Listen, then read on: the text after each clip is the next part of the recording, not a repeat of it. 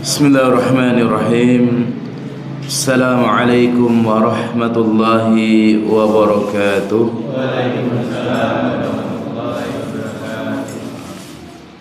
Innal hamdalillah nahmaduhu wa nasta'inuhu wa nastaghfiruh wa natubu ilayh wa na'udzu billahi min shururi anfusina wa min sayyiati a'malina.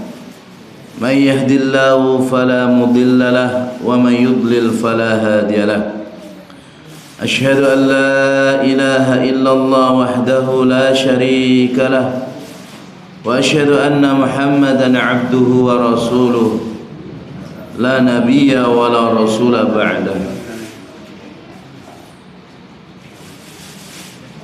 Jamaah kaum muslimin wal muslimat, jamaah salat isya, jamaah pengajian Masjid Ar-Rasyid, rahimani wa rahimakumullah jami'an. Semoga Allah merahmati kita semuanya. Alhamdulillah, kita bersyukur pada Allah Subhanahu wa taala atas nikmat yang Allah karuniakan kepada kita, sehingga di malam hari ini udaranya sudah mulai seger, sejuk. Kita dipertemukan kembali oleh Allah Subhanahu wa taala di tempat yang mulia semacam ini dengan mengkaji kitab tauhid, yang mana Nabi sallallahu alaihi wasallam 13 tahun dakwah di kota Mekah fokus tauhid. Meskipun orang-orang Arab, meskipun sahabat-sahabat Nabi adalah orang-orang yang paling lurus, paling bersih hatinya, paling sedikit takalufnya, tapi Nabi memfokuskan dakwah tauhid itu 13 tahun di kota Makkah. Baru di kota Madinah 10 tahun fokus tauhid ditambah dengan ahkam, hukum-hukum yang lain. Oleh karena itu jamaah, maka kita hendaknya senantiasa mempelajari tauhid.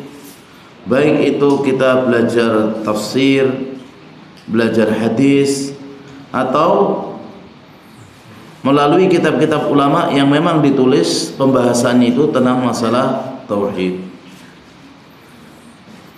Karena banyak di zaman ini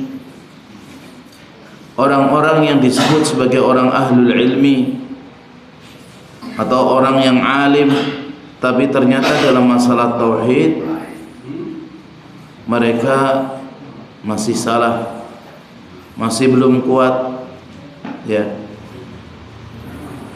Dan materi yang akan kita bahas di malam hari ini, mungkin sebagian orang menganggap itu adalah sesuatu hal yang biasa. Padahal dalam syariat kita, hal ini adalah sesuatu yang prinsip, yang hendaknya setiap kita memahami dengan baik dan mengamalkannya. Namun sebelumnya jamaah rahimani wa rahimakumullah, salawat dan salam semoga tercurahkan kepada Nabi kita yang mulia Nabi Muhammad sallallahu alaihi wasallam, kepada keluarga beliau, sahabat-sahabat beliau, dan seluruh kaum muslimin yang senantiasa mengikuti beliau dengan baik sampai hari kiamat. Jamaah rahimani wa rahimakumullah, pada bab yang ke-10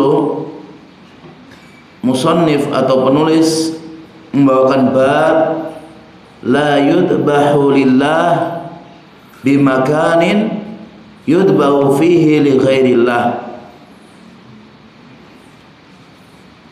Tidak menyembelih untuk Allah di tempat yang biasa disembelih di dalamnya untuk selain Allah. Kalau yang bab dulu jelas menyembelih untuk selain Allah hukumnya syirik. Lah bab ini lebih menjelaskan lagi. Kita menyembelih untuk Allah tapi di tempat-tempat peribadatan orang kafir, di tempat-tempat dilakukan kesyirikan, di tempat-tempat yang biasa digunakan untuk menyembelih selain Allah, boleh atau tidak? Tidak boleh. Ini dalam syariat kita namanya saddud dhara'i, menutup celah-celah, menutup pintu yang bisa mengantarkan ke situ. Dan ini banyak ya larangan dalam syariat kita untuk biar tidak terjerumus di suatu. Allah menyuruh kita untuk menjauh. Ya, Allah melarang kita untuk mendekat. Seperti firman Allah Subhanahu wa taala, "Wala taqrabuz zina." Jangan mendekati zina. Berarti segala sesuatu yang mengantarkan kepada perzinahan hukumnya haram. Contohnya ya bermesraan lewat HP dengan lawan jenis yang tidak halal. Contohnya berdua-duaan ikhtilat dengan lawan jenis ya yang tidak halal. Contohnya pacaran. Contohnya ya melihat sesuatu yang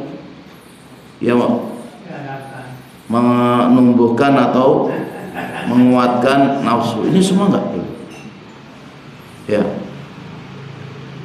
Musannif di sini mengatakan bab la yudbahu lillah bimakanin yudbahu fihi li ghairillah.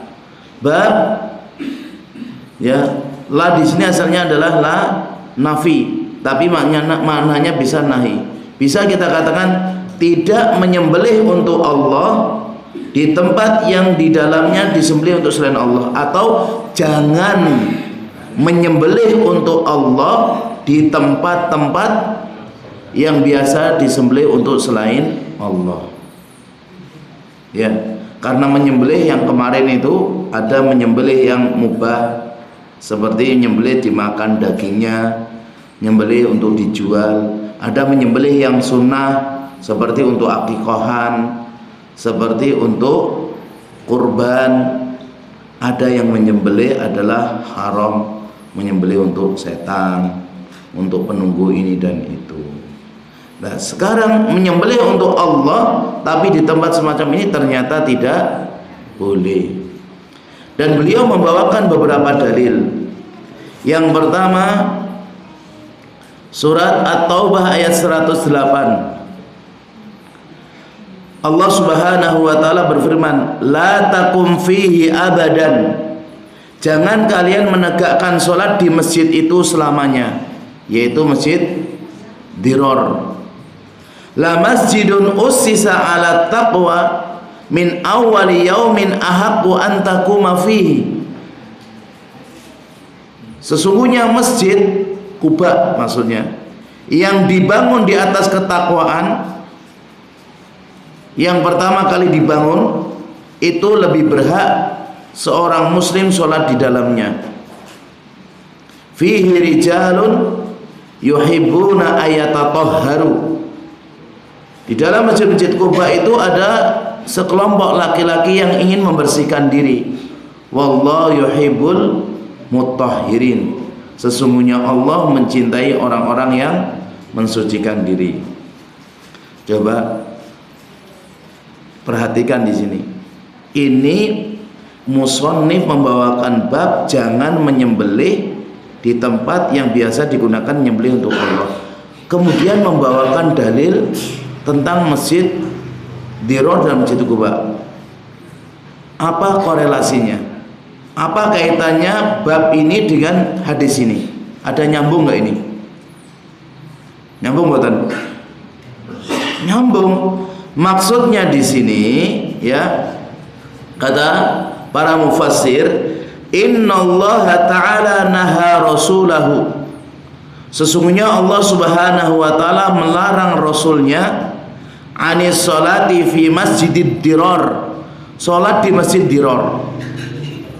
Wal ummah tabi'un lahu fi dzalik, dan umat kaum muslimin mengikuti ya larangan Allah yang dikerjakan oleh Rasulullah untuk meninggalkannya yang demikian itu.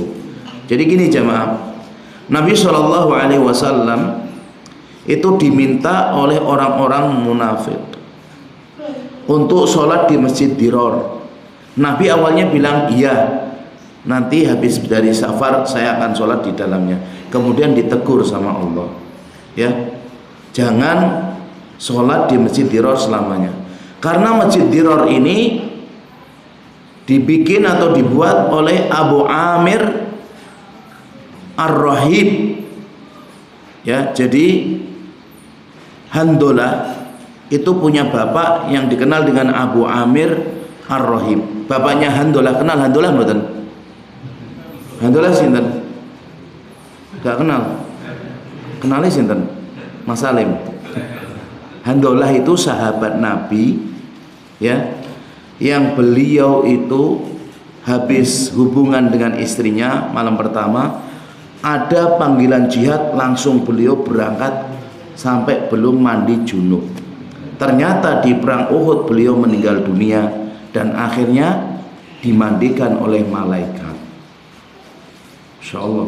Lah tapi bapaknya ini, abinya Abu Amir Ar-Rahib, karena suka membaca ini, dia ini adalah dulu seorang yang dihormati, seorang yang disegani. Tak kala Nabi SAW datang ke kota Madinah, pengaruh dia berkurang banyak. Akhirnya dia ini benci, dia dongkol, dia hasad, mengajak orang-orang Nasrani yang membuat tandingan dari Masjid Quba yang dibangun oleh Nabi, bikin Masjid Dirar, dan di situ dikumpulkan orang-orang munafik untuk memecah belah barisan kaum muslimin. Nah, kalau sekarang di tempat kita ada dibangun masjid, tapi di situ bukan untuk kajian, bukan untuk mengajari kaum muslimin kebaikan, tapi bagaimana ini kita ngudeta pemerintah, bagaimana ini kita bikin umat Islam berkelompok-kelompok, berarti Masjid Dirar, masjid yang berbahaya itu. Tapi Nabi SAW menyebutnya sebagai Abu Amir Al-Fasiq, Abu Amir sang fasik, ya. Kemudian innahu ta'ala hasau ala salati fi Masjid Quba. Allah Subhanahu wa taala memotivasi Nabi, menganjurkan Nabi untuk sholat di Masjid Quba. Alladzi ussisa min awwali yaumin bunniya ala taqwa, yang dibangun pertama kali atas dasar ketakwaan. Jadi kalau bangun masjid, jemaah, usahakan kita ini bangun masjid bukan untuk saingan. Karena zaman kita ini zaman ngetren untuk saing-saingan, viral-viralan. Pokoknya masjid bagus, jemaah banyak. Emang aku reso gawe bikin masjid bagus juga, ternyata orang no jamaah, bingung. Jamaah besok kesini, ya mau kesini nanti dikasih duit tuh, jamaah banyak, tak kalah duit entek sepi meneh, bingung deh. Ini termasuk hal yang jelek, ya. Jadi masjid itu adalah untuk Allah, wa annal masajida lillah. Walaupun kita nanti bangun atas uang kita sendiri, atas nama kita sendiri, kalau sudah itu jadi masjid, maka itu lillah, digunakan untuk kaum muslimin, bukan untuk kita pribadi, ya. Wa jam'an li kalimatil mu'minin, atau wa hiya ta'atullah wa rasulih wa jam'an li kalimatil mu'minin. Masjid Quba itu untuk ketaatan kepada Allah dan Rasulnya, dan mengumpulkan, ya, satu kata untuk kaum mukminin, ya, bukan seperti Masjid Dirar tersebut. Jadi kalau sholat di Masjid Dirar tidak boleh, karena di situ untuk merusak barisan kaum muslimin. Maka bab yang tadi, meskipun nyembelih itu untuk Allah, meskipun nyembelih itu ikhlas, dan yang disembelih adalah binatang-binatang yang halal, bahkan cara menyembelih sesuai dengan contoh Nabi. Tapi kalau menyembelihnya di tempat yang biasa nyembelih untuk berhala, yang biasa disembelih untuk penunggu ini, maka hukumnya tidak boleh. Tapi ini berbeda dengan sholat di gereja. Sholat di gereja hukumnya apa? Sholat kita, sholat duhur, asar, maghrib di gereja, apa hukumnya? Sholat di gereja boleh dengan dua syarat. Yang pertama, tidak ada tempat yang bersih atau tempat yang layak untuk sholat kecuali di situ. Dan yang kedua, harus dihilangkan semua simbol-simbol kekafiran, diturunkan salibnya, patungnya, gambarnya. Dan itu pernah dikerjakan oleh beberapa sahabat. Tak kala terjadi futuhat, pembukaan, kemudian di situ kondisi rumah-rumah, kondisi jalan tuh ada bangkai anjing, ada kotoran manusia, macam-macam. Yang paling bersih ternyata kanisa, gereja. Nah, kemudian para sahabat ingin melaksanakan sholat karena sudah masuk waktu sholat.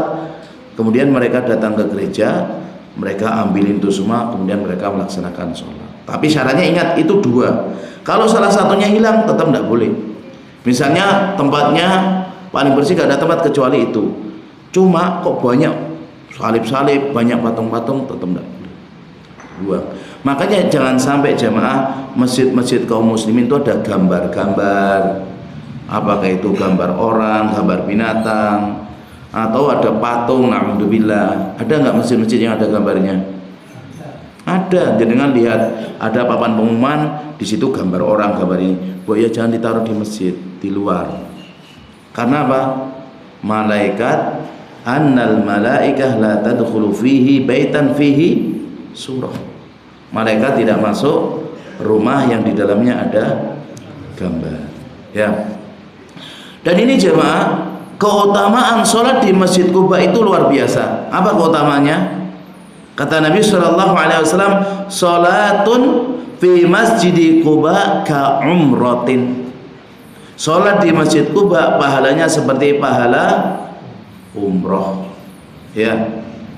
Dan Nabi SAW itu biasa kalau melewati Quba, beliau sholat di situ. Disebutkan dalam riwayat yang sahih, riwayatnya Imam Bukhari, anna Rasulullah sallallahu alaihi wasallam kana yazuru Quba raqiban wa masyian. Dulu Nabi sallallahu alaihi wasallam biasa mengunjungi Masjid Quba dalam kondisi Nabi pernah naik kendaraan, naik onta atau naik kuda. Pernah juga Nabi jalan kaki. Quba dengan Masjid Nabawi berapa jaraknya? Mas Salim, Quba dengan Masjid Nabawi ada enggak 5 kilo? 10 kilo? 20 kilo? Masih lebih jauh ya? Masa jauh sekali? 20 kiloan ya? Ya kalau sekarang nggak tahu. Kalau dulu 20 kilo itu panjang. Ya.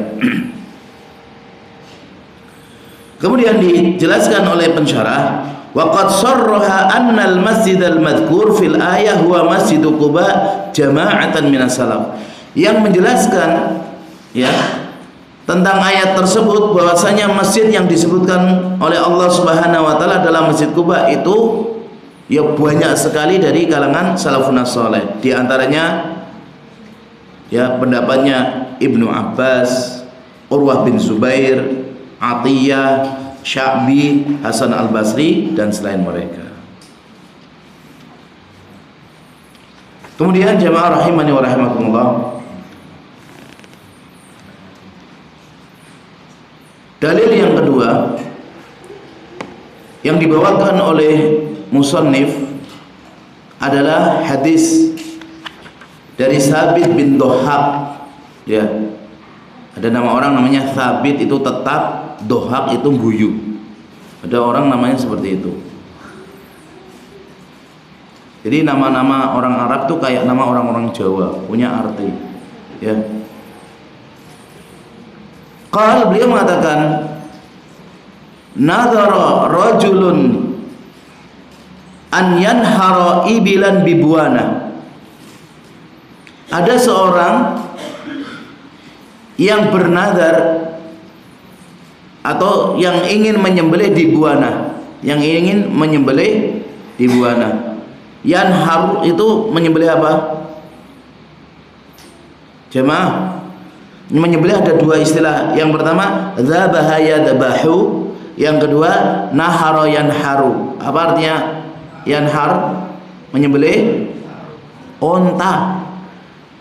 Kalau menyembelih selain onta namanya dzaba yadbahu, yaitu direbahkan kemudian disembelih ya dari kanan ke kiri ini atau kiri ke kanan. Kalau onta cuma sininya, mau berdiri mau duduk bisa. Itu namanya yanharu ibilan. Mau menyembelih onta di Buana, di daerah Buana, nama tempat. Fasa'alan Nabi sallallahu alaihi wasallam, maka Nabi sallallahu alaihi wasallam bertanya. Faqala, beliau mengatakan, hal kana fiha wathanun min awsanil jahiliyati yu'bad. Di Buana itu ada enggak patung atau berhala dari berhala-berhala jahiliyah dulu yang pernah disembah? Jadi enggak menanyakan sekarang ada atau enggak, tapi pernah ada atau tidak di Buana itu berhala atau patung yang pernah disembah. Kalau maka para sahabat mengatakan, lah, nggak ada ya Rasulullah. Itu Buana itu tempat kosong, nggak ada dulu ada penyembahan atau ritual ini dan itu. Nabi tidak berhenti di situ tanyanya, ditanyakan lagi sama Nabi. Fahal kana fiha idun min a'yadihim? Apakah di Buana itu ada perayaan yang pernah dirayakan oleh mereka orang-orang musyrik? Maka sahabat pun jawab, qala la, enggak ada ya Rasulullah. Maka Rasulullah sallallahu alaihi wasallam mengetahui di situ bersih dari kesyirikan, bersih dari kemusyrikan. Nabi mengatakan, aufi binadrik, udah tunaikan nadarmu, tunaikan keinginanmu ingin nyembelih onta di sana. Fa innahu la wafa'a li nadrin fi ma'siyatillah, karena sesungguhnya tidak boleh laksanakan atau menunaikan nazar untuk maksiat kepada Allah. Wala fima la yamliku ibnu Adam, dan tidak boleh nazar ya pada sesuatu yang tidak dimiliki oleh anak Adam. Dan nanti insya Allah ada babnya nazar ya. Ini jamaah kita terangkan tentang hadis ini. Yang pertama tadi dari Sabit bin Dohak. Dia adalah Ibnul Khalifah Al-Ashhali, sahabat Nabi yang terkenal. Cuma jenengan belum kenal ya, Sabit bin Dohak nih. Beliau meriwayatkan dari Abu Kilabah dan selainnya. Beliau ini meninggal dunia tahun 64 Hijriah. Dan beliau membawakan hadis ini, hadis riwayat Abu Dawud dalam sunannya, dan disebutkan juga oleh Syekhul Islam Ibnu Taimiyah dalam kitab Iqtida' Shiratal Mustaqim dengan sanad yang sesuai dengan syarat Bukhari Muslim. Ya. Nadhara rajulun an yanhara iblan bi Buana. Jadi ini ada seseorang yang ingin menyembelih unta di daerah Buana. Dan beliau itu bertanya kepada orang alim. Dan hendaknya kita kalau melakukan suatu amalan kita ini ragu, tanya kepada orang yang punya ilmu. Jangan kita ini menurut saya baik, menurut saya baik. Ya, tidak semua menurut kita baik itu baik dipandang oleh syariat kita. Ya, seperti sebagian kita ini biasa makan pakai tangan kiri, minum pakai tangan kiri. Kalau ditegur pakai tangan kanan, nggak biasa, nggak klino. Menurut dia baik, padahal itu sudah jelek, dan itu jelek banget ya, karena dilarang dalam syariat kita. Ini bertanya kepada orang alim, dan yang paling alim di zaman Nabi ya Nabi Muhammad. Fasa'alan Nabi, maka Nabi SAW bertanya. Ini tugasnya mufti. Kalau ada orang mau mengatakan sesuatu atau bertanya tentang sesuatu, hendaknya istifsar, mencari kejelasan, jangan langsung dihukumi A atau B. Ya, kan ada orang kadang tanya itu umum sekali. Dan sahabat ini tanyanya kalimatnya juga pendek, gak panjang-panjang. Orang sekarang itu kalau tanya cerita dulu 5, 10, 15 menit, gak kan sampai setengah jam. Pertanyaannya boleh atau tidak, kadang gitu dong. Pendek tapi cerita dulu. Ada juga yang panjang. Kalau sahabat pertanyaannya pendek, ya jelas. Dan Nabi SAW itu mengajarkan kepada kita, kalau kita ditanya kita masih belum jelas, harus istifsar, mencari kejelasan. Karena al-hukmu far'un an tasawwuri. Ya, hukum itu cabang dari tasawur kita. Kalau jenengan ditanya, boleh nggak saya bagi warisan itu ya, yang laki tak kasih misalnya 1, yang perempuan 2. Oke, boleh nggak? Kalau dia pertanyaannya umum, kalau kita mau jawab, secara nggak boleh. Karena laki itu dua bagian dipandang perempuan. Tapi kalau dia nanti maksudnya gimana? Kita tanya, terus jawabnya gini. Maksudnya kita bagi sesuai pembagian Allah, laki 2, perempuan 1. Karena lakinya itu kaya sekali, perempuannya miskin. Akhirnya sudah dibagi, sama lakinya dikasihkan perempuan. Jangankan kasihkan sebagian, mau kasihkan semuanya, tambahi juga boleh gitu. Ini butuh istifsar, dan itu yang dilakukan Nabi. Nabi SAW beliau agar tidak salah menghukumi, tanya dulu. Dan pertanyaan ini penting, dan ini pelajaran bagi kita. Hal kana fiha wasanun min awsanil jahiliyati yu'bad. Apakah di Buana itu ada patung atau berhala-berhala jahiliyah yang pernah disembah di situ? Ya, kalau kita sekarang mengaca dari hadis Nabi ini, kalau kita mau menyembelih kurban, ya kita nyembelih di bawah pohon beringin. Tanya, emang di situ ada apa? Dulu ada apa? Oh, enggak apa-apa. Ternyata ada mbah-mbah yang umur 90 tahun. Oh, di situ dulu kita biasa nyembelih untuk penunggu roh ini. Ya enggak boleh. Kenapa jamaah kok nggak boleh? Pertama, kalau kita melakukan seperti itu akhirnya kita menganggap perbuatan itu tidak apa-apa. Yang kedua, menjerumuskan orang-orang, loh ternyata itu tidak apa-apa tuh. Akhirnya diikuti sama orang. Yang ketiga, menguatkan keyakinan bahwasannya perbuatan yang melakukan di tempat semacam itu boleh, ya. Padahal ini tidak boleh. Dan tidak dilakukan oleh para sahabat Nabi. Kenapa? Karena ternyata menyembelih di tempat sembelihan orang yang biasa menyembelih untuk selain Allah itu tasyabuh, menyerupai mereka. Dan kita dilarang untuk tasyabuh. Segala sesuatu yang itu kekhususan orang kafir tidak boleh kita lakukan. Ya, contohnya apa? Pakai salib nggak boleh, pakai topi Sinterklas nggak boleh, ya. Tapi kalau ada orang kafir melakukan, itu bukan kekhususan. Orang-orang kafir sekarang artisnya, pemain bolanya jenggotan semuanya. Kalau gitu kita jenggotan nggak boleh. Keliru. Kalau jenggotan memang itu diperintahkan oleh syariat. Tak kalau orang kafir mengikuti kita, ya alhamdulillah. Bukan berarti kita kebalik. Ya, seperti itu. Ya. Jadi kalau kekhususan orang kafir, meskipun kita nggak niat, tetap nggak boleh. Saya nggak niat itu ngagungkan salib tapi tak pakai saja, nggak boleh. Ya. Jadi kita dilarang oleh syariat kita itu menyerupai orang kafir, menyerupai syaitan, dan menyerupai binatang buas. Menyerupai orang kafir seperti dilarang kita sholat di waktu matahari terbit atau matahari tenggelam. Kenapa? Mirip dengan agama Sinto yang menghormati terbit dan tenggelamnya matahari. Ya, dilarang kita meyakini ada Tuhan selain Allah, atau ada Tuhan yang maha baik, ada Tuhan jelek. Itu mirip dengan orang-orang Majusi. Ya boleh. Ini menyerupai orang kafir. Menyerupai setan juga nggak boleh. Seperti apa? Nggak mau tidur siang padahal ada kesempatan. Sesungguhnya setan nggak pernah tidur siang.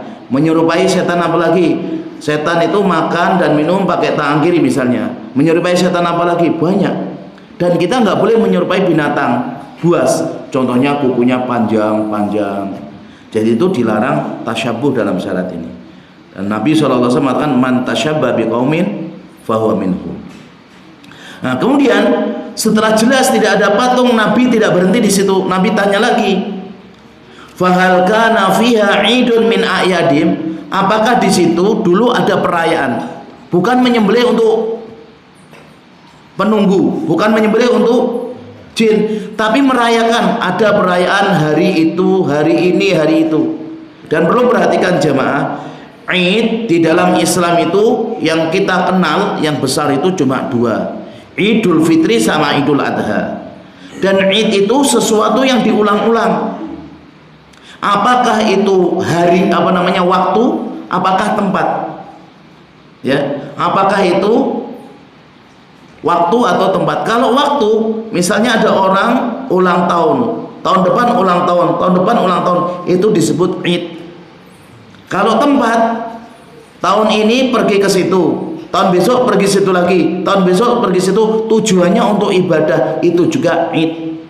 Maka kalau ada orang merayakan sesuatu hari atau waktu tertentu dan itu berulang terus, berarti membuat Id baru. Kalau ada orang menjadikan kuburan tertentu setiap bulan atau setiap tahun mesti ke situ, berarti menjadikan Id. Perhatikan ya, Syekhul Islam Ibnu Taimiyah menjelaskan Id ismun lima ya'udu minal ijtima'il am, sebuah nama yang diulang-ulang kegiatannya berkumpul setiap tahun. Dan Nabi sendiri mengatakan, Allahumma la taj'al qabri idan, ya Allah jangan sampai kau jadikan kuburanku itu nanti jadikan orang-orang sebagai perayaan. Jadi kalau ada sekelompok kaum muslimin ke kuburan Mbah Fulan atau Kiai Fulan itu tiap tahun dan itu berulang terus, berarti menjadikan Id. Boleh atau tidak? Tidak boleh. Kalau mau lebih Id, Idul Fitri, Idul Adha, tambah Id Arafah, tambah lagi Id Jumat, sudah nggak ada yang lain. Ya. Karena banyak kaum muslimin tidak ngerti itu Id. Dan kita sekarang hidup di zaman yang banyak orang itu menjadikan sesuatu peringatan dan itu berulang-ulang terus. Ada anaknya 5, lahirnya ini Januari, Februari, Maret, April, Mei. Setiap Januari ulang tahun ini, Februari ini, Maret ini, April ini, Juni ini ya. Januari, Februari, Maret, April, Mei ini. Kemudian bapaknya pas lahirnya Juni, ibunya Juli. Kemudian hari nikahnya dulu Agustus. Ternyata waktu hari ketemuannya September. Jadi setahun itu terus mereka. Boleh apa enggak? Enggak boleh. Ya. Dan ini ada nggak di negara kita diulang-ulang terus? Ada. Dan itu mungkin nggak sedikit, mungkin banyak ya. Makanya waktu ada orang-orang melakukan perayaan sudah disebutkan, sesungguhnya Allah sudah mengganti 2 hari raya yang jauh lebih baik buat kalian, yaitu Idul Fitri, Idul Adha. Dan Id kaum muslimin itu setelah ibadah. Idul Fitri setelah ibadah puasa, Idul Adha setelah ibadah puasa juga. Jadi setelah ibadah baru ada Id jamaah. Kemudian dijawab oleh para sahabat, qalu la, enggak ada ya Rasulullah. Kalau sudah nggak ada kesyirikan, nggak ada perayaan-perayaan atau khususan orang-orang kafir, maka Nabi mengatakan, aufi binadrik, tunaikan nadarmu. Apa itu nadar jemaah? Nadar itu di sini di bab kita nanti disebutkan ya. Nadar itu an yujibal mar'u ala nafsihi qurbatan lillah lam yujib hasyar. Seseorang mewajibkan pada dirinya ya sesuatu dalam rangka mendekatkan diri kepada Allah yang sebenarnya awalnya itu tidak wajib. Contohnya begini, nanti kalau anak-anakku lulus kuliah dengan nilai kumlot, saya akan sholat ya misalnya sholat malam 11 rakaat 3 hari 3 malam, maka yang sunnah jadi wajib. Besok kalau usahaku itu bisa naik 50%, saya akan sedekah seluruh jamaah Masjid Ar-Rasyid. Ini yang awalnya sedekah itu sunnah menjadi wajib. Nah, kalau ini untuk hal-hal yang semacam itu boleh. Tapi Nabi mengatakan ya, nadar itu tidak keluar kecuali dari orang-orang yang bakhil. Wong tinggal sedekah aja kok nunggu seperti itu. Seakan-akan ya Allah bikin aku itu sukses. Seperti orang yang sakit. Nanti kalau saya sakit, saya akan ya membagi-bagi makanan untuk seluruh RT ini. Ya, kayak kalau saya sembuh ya. Kalau saya sakit saya sembuh. Tapi ini jamaah yang semacam ini dari sesuatu yang sunnah menjadi wajib. Tapi kalau dari sesuatu yang sunnah menjadi haram, nggak boleh ditunaikan. Contohnya apa? Nanti kalau saya sembuh, saya akan keliling kampung nggak pakai baju 3 hari 3 malam. Di zaman dulu banyak orang kayak gitu. pokoknya anakku mari ya Allah, saya akan keliling tanpa pakai baju. Tapi dia nyari waktu malam hari, jam 12, jam 1. Orang yang lihat dikira tuyul gede. Ini khawatir ya. Tapi kalau nadarnya hal yang mubah, dan hal yang tadi sunnah jadi wajib, itu dibolehkan untuk ditunaikan. Tapi kalau untuk yang haram, kalau saya nanti sukses, pokoknya seluruh keluargaku nggak anggap sebagai saudara, itu haram, tidak boleh ditunaikan. Tapi kalau nadar yang ini, yang mubah atau yang sunnah jadi wajib, itu tadi harus ditunaikan. Kalau tidak ditunaikan, maka harus membayar sumpah, kafaroh yamin. Apa kafaroh yamin? Pertama, memberi makan 10 orang miskin. Kalau nggak mampu, memberi pakaian 10 orang miskin. Kalau nggak mampu, memerdekakan 1 orang budak. Kalau nggak bisa juga, puasa 3 hari berturut-turut. Ini kafaratul yamin, kafaroh sumpah. Karena orang nadar itu seperti qaul, seperti sumpah. Ya, orang nadar seperti itu. Dan ini jangan gampang-gampang kita ini nadar. Nadar itu kita membuat janji, membuat kesepakatan dengan Allah. Dan itu mewajibkan sesuatu yang nggak wajib. Dan kita dulu yang waktu itu belum tahu, ternyata pernah nadar, ya harus ditunaikan. Kalau tidak, dosa. Tapi kalau nadar-nadar maksiat, nanti pokoknya kalau saya bisa bikin masjid bagus, baru masjid sana tak anjurkan. Dia nggak boleh menunaikan, dia harus istighfar, taubat kepada Allah Subhanahu wa ta'ala. Dan Rasul mengatakan, fa innahu la wafa'a li nadrin fi ma'siyatillah. Tidak boleh menunaikan nazar maksiat kepada Allah. Wala fi ma la yamliku ibnu Adam. Tidak boleh nazar yang kita tidak miliki. Jamaah, nanti kalau saya sembuh, sampean boleh panen di padi semuanya itu. Punya siapa? Ya nggak tahu punya siapa. Nggak boleh. Ya. Karena dulu juga ada kayak gitu.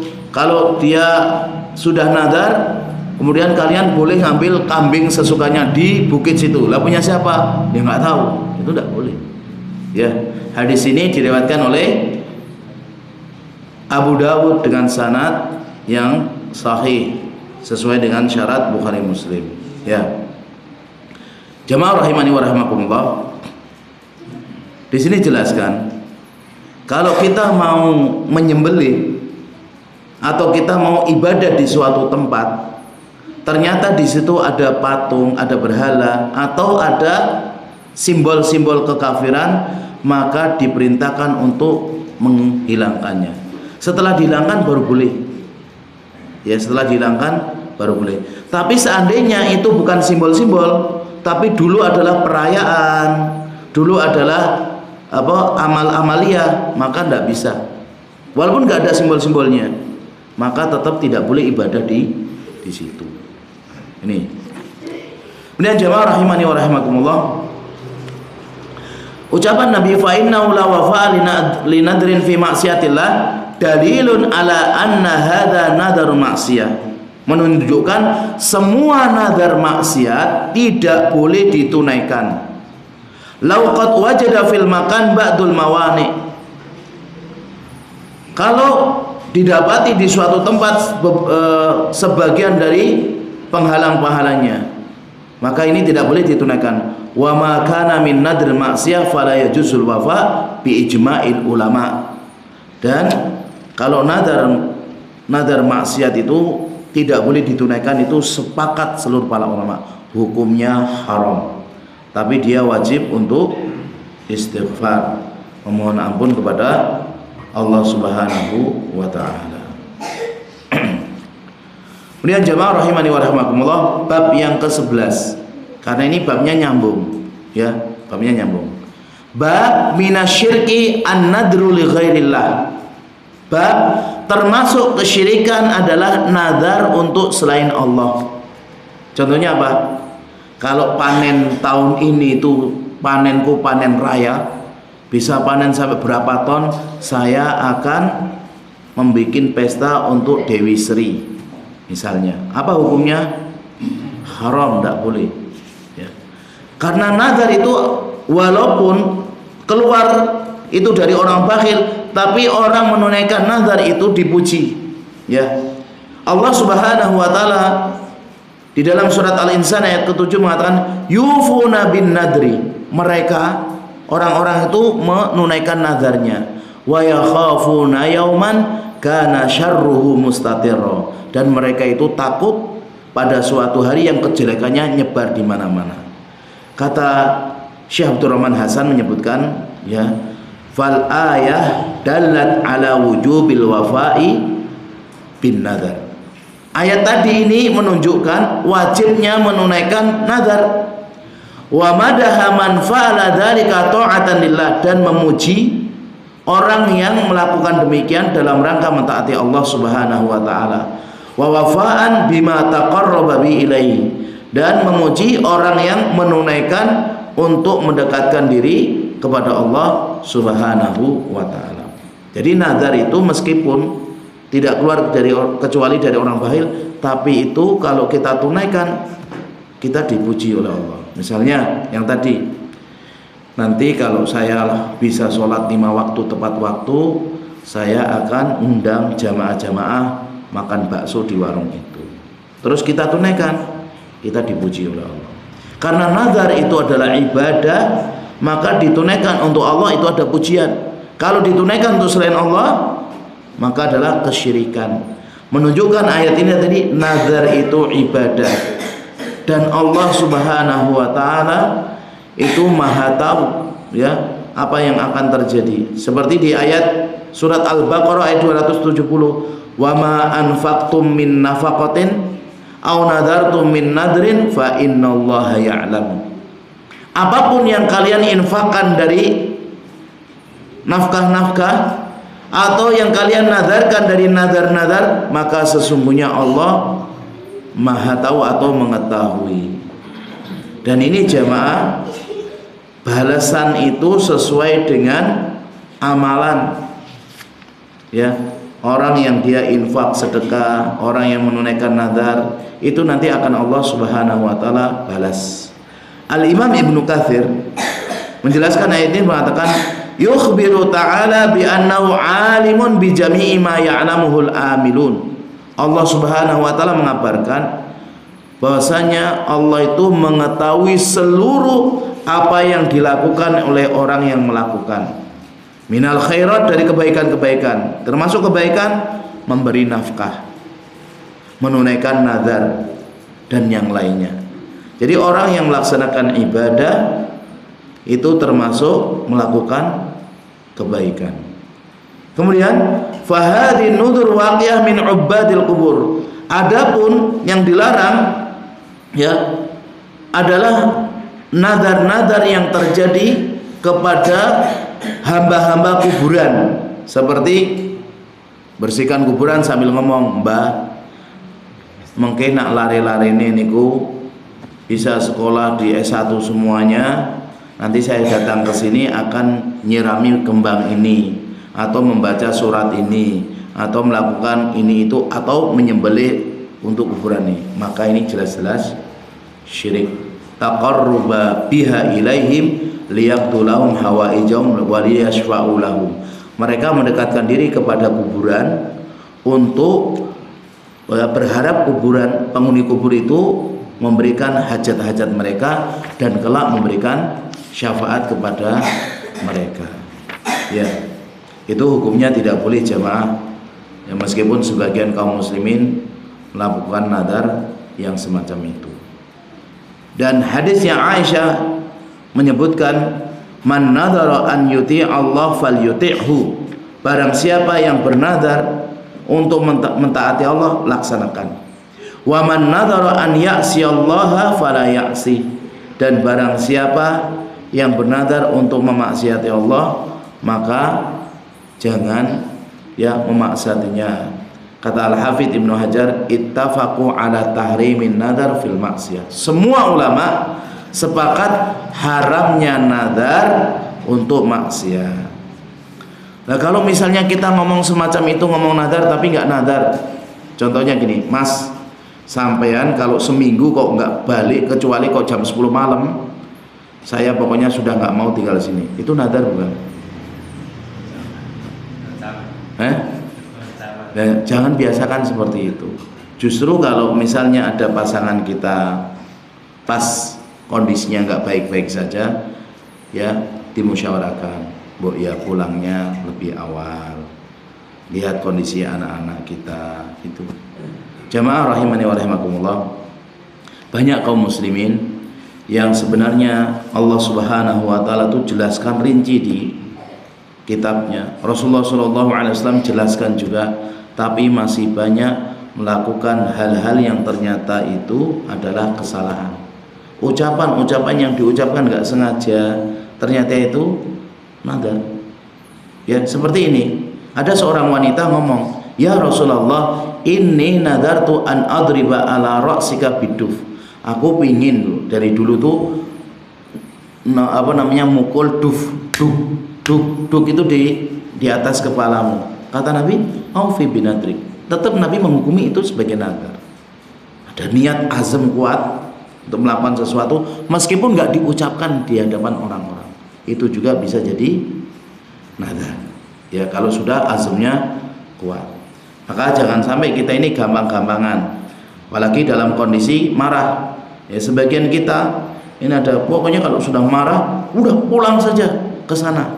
Ini kalau kalimat semacam ini ada niat untuk nyerai maka jatuh. Tapi kalau nggak ada maka butuh namanya niat. Berbeda dengan kalimat-kalimat yang jelas. Aku bernadar. Kata-kata kalimat aku bernadar meskipun dalam hatinya kurang, tapi ucapannya sudah mengatakan aku bernadar, keluar nadar. Sama dengan tadi, aku cerai kamu, tapi di dalam hatinya nggak ada keinginan untuk nyerai, guyon ataupun cuma sekedar ngomong, maka itu pun jatuh. Jelas nih jamaah? Ada pertanyaan? Tidak ada pertanyaan? Masya Allah. Ini yang bisa kita sampaikan pada pertemuan kali ini. Mudah-mudahan yang sedikit ini bermanfaat bagi kita semuanya. Kita tutup kajian pada malam hari ini dengan doa kafaratul majlis. Subhanakallahumma wa bihamdika asyhadu an la ilaha illa anta astaghfiruka wa atubu ilaik. Assalamualaikum warahmatullahi wabarakatuh.